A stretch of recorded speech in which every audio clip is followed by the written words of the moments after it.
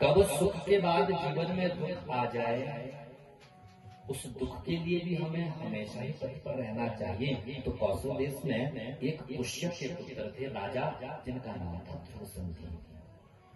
कि कौशलेषु नृपश्य सूर्यवंश समुद्भवः पुष्यपुत्रो महातेजा ध्रुवसंधीरिति स्मृतः। महाराज पुष्य के पुत्र थे सूर्यवंश में, ध्रुवसंधि जिनका नाम था। महाराज दशरथ जी के वंश में ये हुए ध्रुवसंधि। ध्रुवसंधि जो जब राजा बने, बड़े धर्मात्मा राजा हुए ध्रुवसंधि। और इन ध्रुवसंधि का विवाह, इनकी दो रानियां थी। कितनी रानियां थी? दो रानियां। ध्यान से सुनना इस कथा को। कब दुख जीवन में आ जाए, कब दुख जीवन में आ जाए। तो एक थे बंगाल देश के राजा महाराज वीर सेन। बंगाल देश के राजा जो वीर सेन थी, उनकी पुत्री का नाम था मनोरमा। और एक उज्जैन के राजा थे, उज्जैन के राजा का नाम था युधाजित।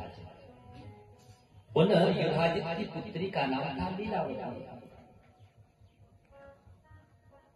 तो बंगाल राजा महाराज वीर सेन ने अपनी पुत्री मनोरमा को, और इधर उज्जैनी के राजा महाराज जो उज्जैनी के राजा थे युधाजित, उनकी जो पुत्री थी लीलावती, उन दोनों राजाओं ने अपनी पुत्री का विवाह महाराज ध्रुवसंधि के साथ कर दिया।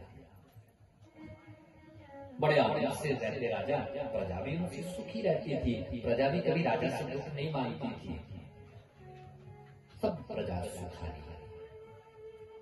हमेशा ही रानियों के बीच में राजा ध्रुवसंधि प्रसन्नचित्त रहते थे। धन की कोई कमी नहीं थी। परिवार में दोनों जो रानियां थी, लीलावती और मनोरमा, पतिव्रता सारी थी। तो मनोरमा के पुत्र जो थे, जिनका नाम था सुदर्शन, लीलावती के जो पुत्र थे, जिनका नाम था शत्रुघ्न। तो दोनों पुत्र भी आज्ञाकारी थे।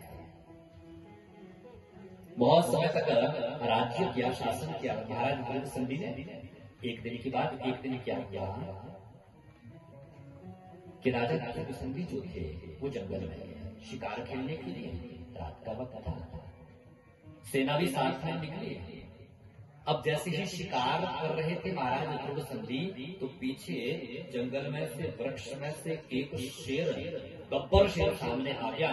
सामने खड़ा हो गया महाराज ध्रुवसंधि। अब अस्त्र शस्त्र निकाले करके सब शेर के ऊपर झपाटा सैनिक भी करने लगे, महाराज ध्रुवसंधि भी करने लगे।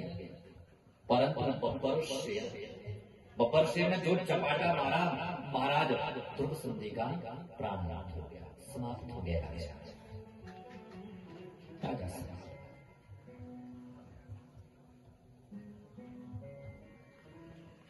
सैनिक दौड़े दौड़े आए। रानी मनोरमा और लीलावती को जब कहा कि महारानी, आपके पतिदेव को आज एक शेर ने सिंह ने समाप्त कर दिया। दोनों रानियां विधवा हो गई, मांग का सिंदूर गुजर गया, चूड़ियां टूट गई। अब विधवा चिन्ह हो गया।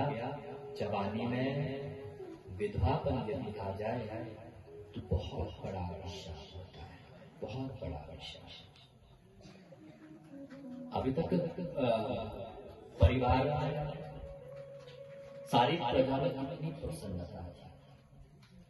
दोनों रानियां हाय हाय करके मनोरमा और लीलावती पुत्र भी रोने लगे, सारी प्रजा भी रोने लगी कि हमारे महाराज को एक शेर ने समाप्त कर दिया। सूफी कहते हैं ऋषि, अभी 13 दिन हुए थे, देवी नहीं आई। बंगाल नरेश महाराज वीर सेन भी पहुंचे, उज्जैनी के राजा महाराज युधाजित भी पहुंचे। दोनों ने अपनी अपनी पुत्रियों को, युधाजित ने लीलावती को समझाया, वीर सेन ने मनोरमा को समझाया। तो वीर सेन वीरसेन की जो पुत्री थी मनोरमा वो बड़ी रानी थी, युधाजित की पुत्री लीलावती छोटी रानी थी। अब आपस में आज 13वीं भी नहीं हुई थी, परंतु देखिए अधिकार के लिए लोग लड़ जाते हैं। अभी 13 दिन भी नहीं हुए थे, आपस में चर्चा होने लगी कि राज सिंहासन पर तो किसी को बिठाना है, किसे बैठाया।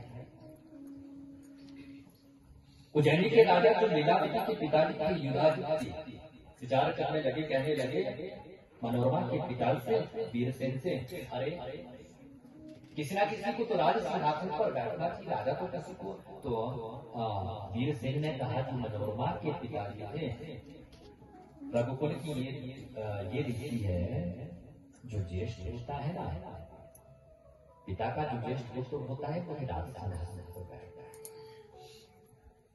परंतु वीरसेन युधाजित सोचने लगे कि यदि ये राज सिंहासन पर बैठ गया तो मेरा जो पवित्र है, मेरी पुत्री लीलावती का जो पुत्र शत्रुजित है, इसे तो दास तो स्वीकार करना पड़ेगा, अरे इसे तो दास बना करके रखेंगे। तो युधाजित ने कहा नहीं, ऐसा नहीं हो सकता कि बड़ी रानी का पुत्र ही सुदर्शन ही राज सिंहासन पर बैठेगा, नहीं, यह कदाचित। अब क्या हुआ कि दोनों 13 दिन नहीं हुए थे अधिकार के